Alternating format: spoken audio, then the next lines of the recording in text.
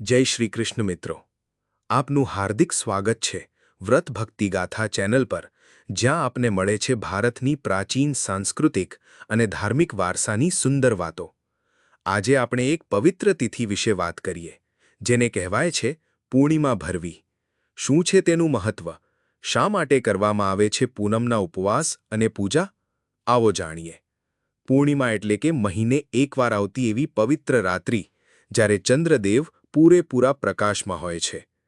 આ દિવસ શાંતિ, સંતુલન અને આધ્યાત્મિક ઉન્નતિ માટે ખાસ મહત્વ ધરાવે છે.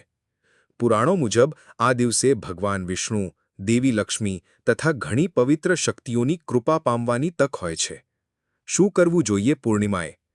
આ દિવસે ઉપવાસ રાખવો, ઘરમાં દિયો પ્રગટાવવા, ભજન કે સ્તોત્રપાઠ કરવા, શ્રી વિષ્ણુ, લક્ષ્મી માતા કે શિવજીની પૂજા કરવી, ધ્યાન તથા મંત્ર જપ કરવાથી મન શાંત બને છે, તથા સૌથી મહત્વનું, જરૂરિયાતમંદોને અન્નદાન કરવો.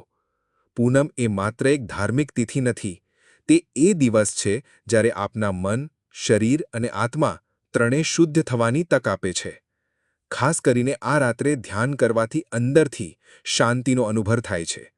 શાસ્ત્રો કહે છે કે પૂર્ણિમાએ જો શ્રદ્ધાથી પૂજા કરી તો અનેક જન્મોના પાપો પણ નાશ પામે છે. તો મિત્રો, આ હતી પુણ્યદાયી અને દિવ્ય તિથિ પૂર્ણિમા ભરવાનું મહત્વ. જો તમને અમારી વાત ગમી હોય તો લાઇક કરો, શેર કરો અને ચેનલને સબસ્ક્રાઇબ કરવાનું ભૂલશો નહીં. હર પૂનમે કરી શકાય છે એક નવી શરૂઆત. જય શ્રી કૃષ્ણ.